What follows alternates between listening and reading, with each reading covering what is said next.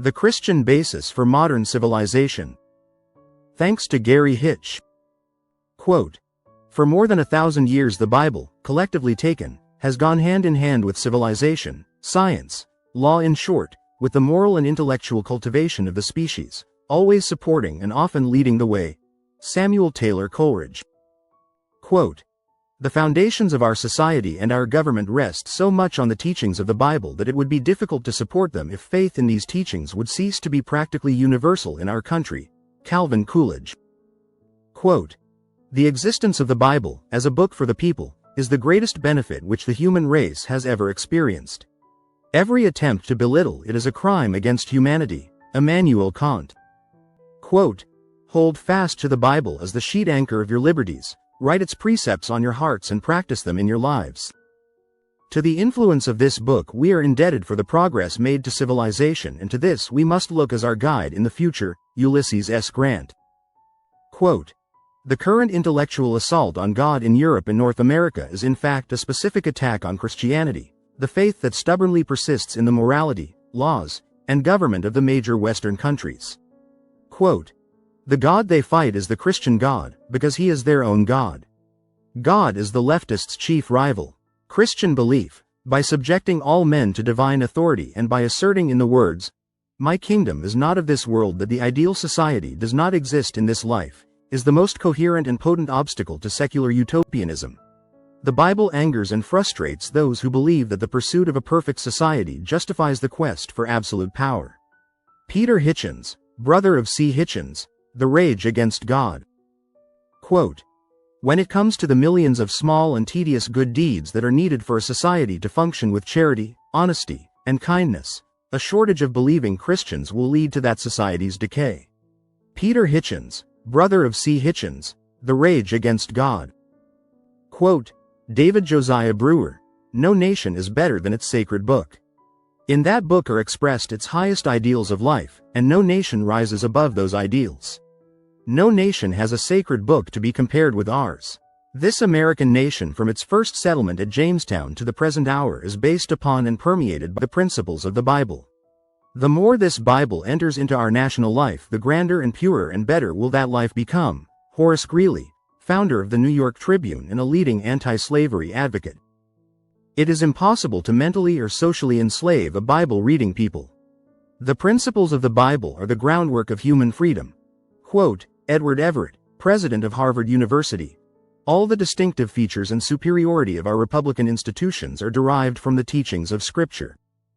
Quote, Salmon P. Chase, 6th Chief Justice of the Supreme Court of the United States, abolitionist, governor.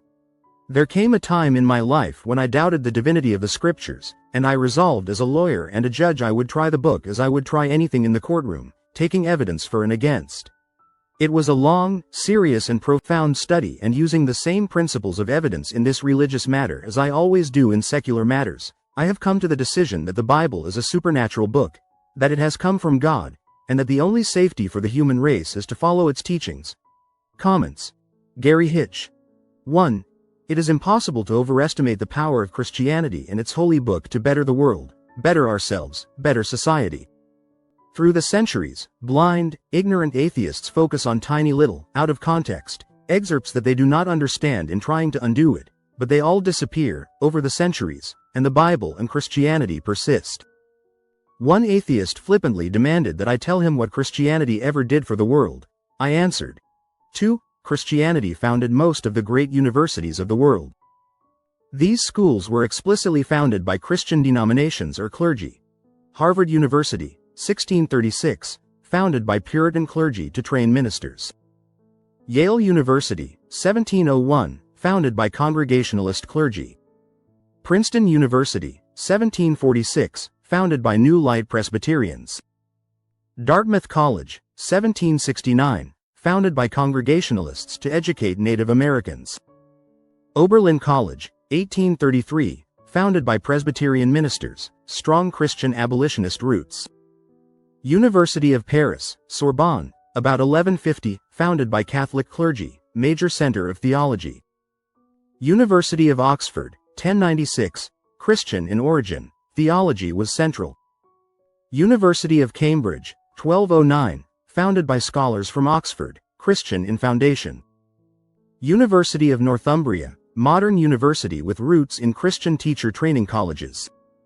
McGill University, 1821, founded by a Scottish Presbyterian merchant with Christian influence. Laval University, 1852, founded by the Roman Catholic Church in Quebec. University of Pennsylvania, 1740, originated from a charity school with Christian intentions.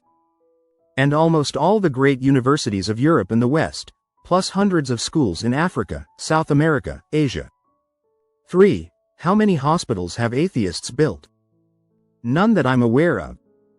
How many hospitals have Christians built? Thousands upon thousands of hospitals, over 1,000 years. 4. How many charities have atheists started? Very few. Christians? Many thousands. In fact, most. 5. Almost all our Western social services were founded either directly by Christians or on Judeo-Christian values and beliefs. 6. How many missions to the poor, the homeless, drug addicts, alcoholics and rehabilitation centers have atheists started? Christians? Thousands upon thousands in every major city on earth where it's allowed. 7. How many prostitutes and other sex offenders have atheists redeemed and brought to decent lives?